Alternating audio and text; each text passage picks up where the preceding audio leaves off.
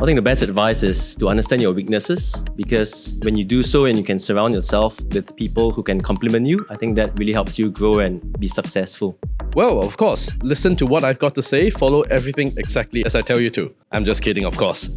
Ask for forgiveness, not permission, take risks. As we grow bigger, sometimes it's easier to get into comfort zone and remain status quo. Take risk. I think that's what we need to do.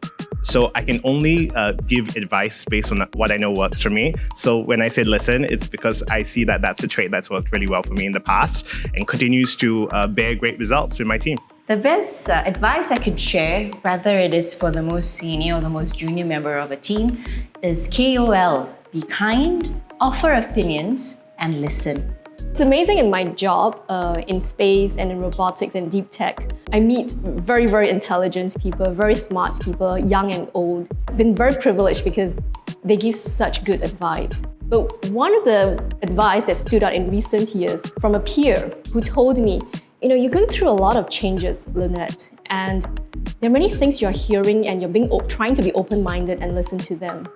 But there's a faint voice in you and there's a very faint beacon of light in you and you're not letting it shine. So he told me to just shut down and listen to that voice and that light in me. And he said, just let it shine, Lynette. And then you will find people who will support you, rally around you, and be what you need to keep going.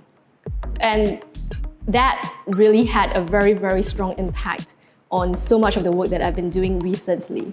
I would say to listen. I think listening is a skill that's necessary when you are an entrepreneur or you are in a bigger organization, just to get a sense of the ground and how people are feeling so that you can address it in the best way possible. The personal trait I think would make me proud of would be being decisive. I think it is important to be decisive and then to be accountable thereafter. I would say I think I'm relentless. It's a tough business being in startup and we get knocked down all the time. I think the ability to get back up and pursue our goals with the same magnitude of strength, with effort, I think that's probably the most important thing. A personality trait or a strength that I'm grateful to possess and hone all these years, which helps me in my career, would be resilience, compassion, as well as kindness. I've started to realize that when you're doing big things and with big ambition, you're not going to do it alone. You need people around you to help you, to rally you, and to give you advice or point you in the right direction. And I've realized one of the greatest traits that I've developed over the years is really the ability to build teams. You need different characteristics, you need different strengths, and all of us have our weaknesses. But when you are able to build a good team, you can harness the strength of everyone and you can do so much more and do much bigger things when you have a team. So what has really allowed me to be successful is the ability to bring people together towards a common ambition. This is going to be quite passé, but I look up a lot to Elon Musk because not many people in the world are willing to give up everything once they have achieved so much, to throw themselves into the deep end and to figure it all out again. Well, there are a lot of really great entrepreneurs, but I live with one, my father.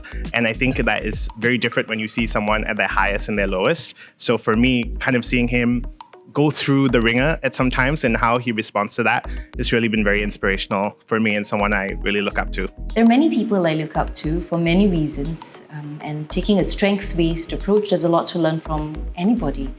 The people I look up to are the leaders before me who paved the way, who trailblaze, and who ensures that the path ahead continues smoothly for the next person.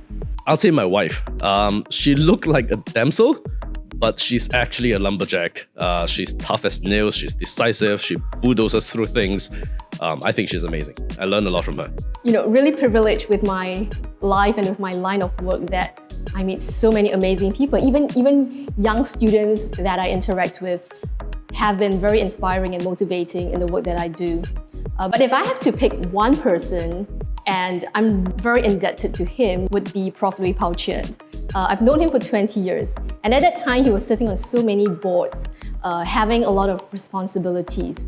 And over the years, he retired and he became a friend. And I would go to his house, we would talk about life, about many exciting and interesting things. And what I would notice is when I'm at his place, people would call in and they would come and visit him. They no longer have a working relationship with him. They don't have projects to work on together. He's not their boss anymore. But people would come, say hi to him, have discussions with him. And that happened over 20 years, and I've known him that long. So he's really a role model I look up to. And when I'm old and retired, I do hope that I would have touched that many lives, that people would remember me even if we don't have a project. I'm not their boss. I don't have an impact on their professional career anymore. That they would say, hey, I want to go talk to Lynette and have interesting conversations.